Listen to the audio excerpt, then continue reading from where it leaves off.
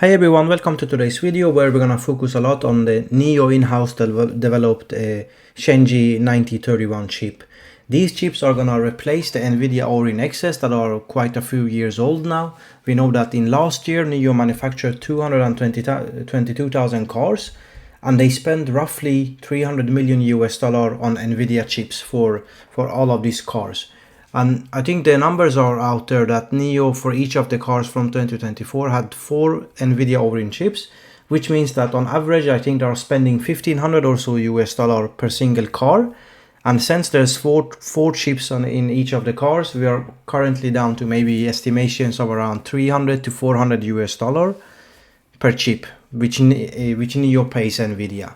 And the idea here is that since the volume increase in number of cars are going to go up quite substantially across the coming years, if the company survives, you know that they have financial problems, but we are assuming that the company is going to be here for the foreseeable future.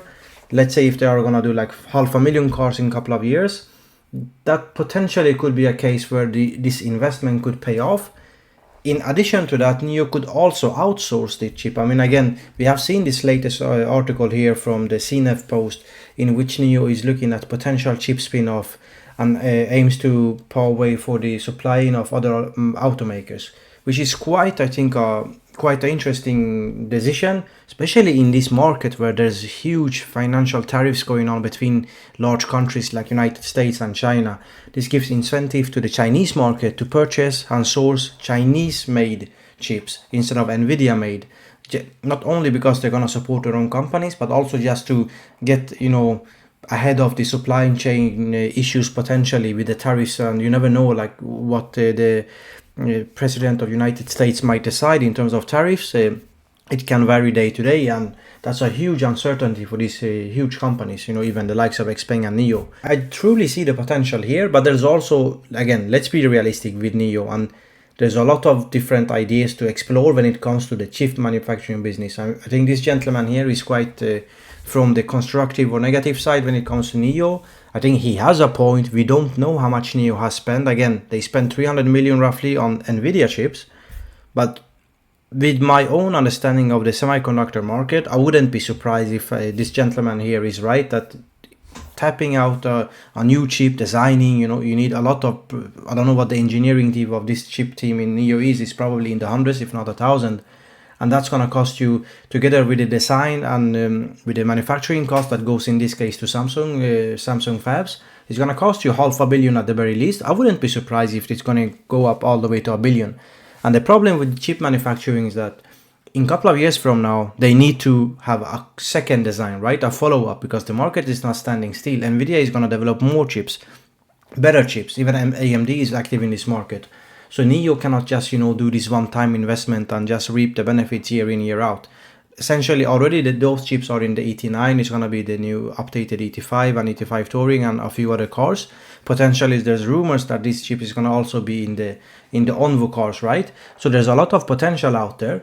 But already right now, they need to work on the second generation design. So it's not a cheap venture in my opinion. But on also other positive news, we can quickly look at the lithium carbonate price, that it's still stuck in the low. So that's a good news.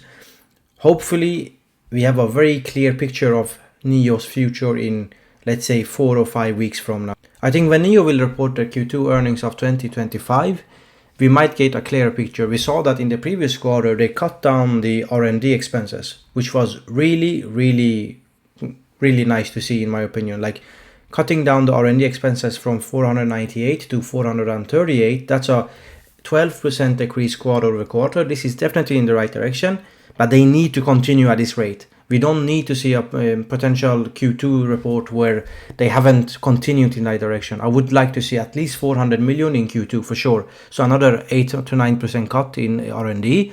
I'd also like to see SG&A falling below 600, potentially even in best case scenario closer to 550. Then we are moving in the right direction, because the problem here is that most of us, I think even me included, has assumed that NIO would be in a better position when it comes to the delivery numbers, right? For 2025, currently I'm projecting 346,000 deliveries. insane improvement over last year for a car company, but still falling well short of the company's own target at 440,000 that they mentioned just late 2024. So it's always, the case with NIO that it's never been an issue of the terms of how many cars are they selling every single year, right? I mean, look at this graph. Many of you have already seen these graphs quite a few times now. Again, NIO here, you can see them in the green. They went from 40,000 in 2020 all the way to projections of let's say 350,000 this year, which is well below my previous target, but my updated target is around 350,000. So that's like a, I don't know, 7-8 times increase in 4 or 5 years. So that's not the problem. The problem has always been the cost. But since the cost is going down, we also need to have a situation in order to company to become break even in Q4 of this year, which the company is, or the management has said multiple times now. They need to continue at this rate, but they also need to start to pick up sales numbers, right? The weekly insurance registration numbers is not that great in my opinion, right? If you look at the total NIO, all the three brands combined, they've been around 4,500 to 6,000 over the past like 6 or 7 weeks. Not the worst in my opinion, nowhere near good enough, but it's not like a disaster level. But once you look at the details, remember that whereas last year all deliveries were on the high-end, high-margin classical NIO brand, currently, I mean, a good like 25 to maybe 35% of their sales is coming from Onvo and Firefly, which much lesser margin. On the positive side, the ET9 is selling quite okay in my opinion, with the numbers that I have, but still it's not gonna make up for the different shift in the fleet and in how many of the cars are gonna be premium and how many are gonna be like more cheaper cars like Onvo and Firefly. So looking at the NIO Classic numbers, it's been hovering around 3,000 to best case scenario 4,000 over the past 6 or 7 weeks. And that's not a great space to be, because if you go already just to, I don't know, let's go to to last year's delivery number, you can see that they were at around 4,600 in week, which was August, 6,000 in August last year, 4,500 in September, and essentially all of them were NIO Classic. Onvo delivery started only early October and late September. So this is a problem currently from NIO in my opinion, that more and more of the sales is not going to be the high-end margin due to the ramp up of Onvo and specifically Firefly.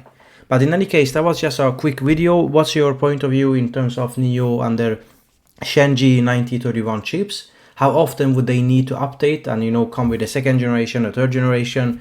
Will this be possible to do this, selling them to the other manufacturers? I think Xpeng has also their own chip manufacturing, but it's obviously other opportunities out there.